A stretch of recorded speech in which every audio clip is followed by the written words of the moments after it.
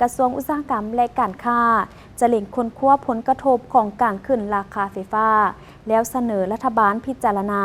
มาตรการเพิ่มเติมในการแก้ไขผลกระทบต่อประชาชนและพนักงานท่านมาลัยทองกมสิทธิ์รัฐมนตรีกระทรวงอุตสาหกรรมและการค้าได้รายงานว่าในระยะเฉพาะหน้านี้กระทรวงจะเล็งค้นคว้าและประเมินผลกระทบของการขึ้นราคาไฟฟ้าแล้วเสนอรัฐบาลพิจารณามาตรการเพิ่มเติมในการแก้ไขปัญหาผลกระทบต่อประชาชนพนักงานราชการทหารตำรวจและผู้ที่มีรายได้ต่ำรวมทั้งนโยบายช่วยหนุนการผลิตเสบียงอาหารและสินค้าที่จำเป็นต่อชีวิตการเป็นอยู่ของประชาชน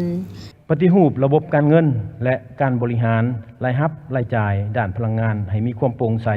โดยสร้างระบบคุ้มครองทันสมัยเพื่อติดตามและควบคุมการเก็บรายรับติดตามรายจ่ายจากการซื้อและการขายพลังงานในตลาดภายในและส่งออก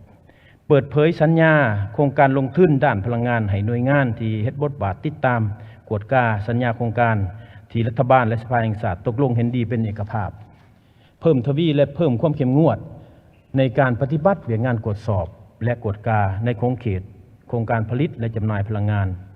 7. ปฏิรูปรัฐวิสาหกิจไฟฟ้าลาวและบริษัทที่ขึ้นกับให้มีความคืบหน้าไวขึ้นตามแผนของคณะปฏิรูปรัฐวิสาหกิจที่รัฐบาลได้รับห้องเป็นต้นแผนปรับปรุงภายในโดยเฉพาะการลดรายจ่ายลดการสูญเสียพลังงานลดพนักงานปรับปรุงระบบบัญชีการเงินแก้ไขปัญหาความบ่โปร่งใสแผนปรับปรุงโครงสร้างนี้โดยเจรจากับเจ้าหนี้ตัดสินใจแก้หนี้บ่เกิดดอกออกผลและแยกทรัพย์สินดีและบ่ดี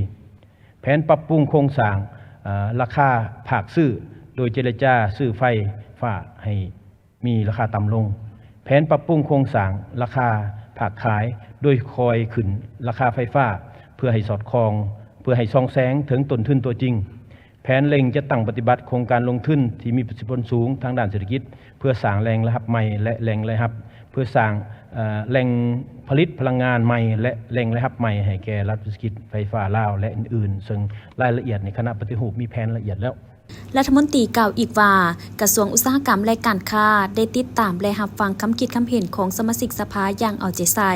และจะรับเอาคำคิดคำเห็นที่เสนอยกขึ้นไปค้นคว้าในกระบวนการประเมินที่กำลังดำเนินอยู่เพื่อรายงานรัฐบาลเป็นต้นเจรจาสัญญาซื้อขายไฟฟ้ากับผู้ผลิตและผู้ซื้อไฟฟ้านำบริษัทไฟฟ้าลาวเพื่อทางออกที่ยืนยงร่วมกันปรับปรุงประสิทธิภาพและความโปร่งใสของการบริหารลดผ่อนรายจ่ายที่บ่จำเป็น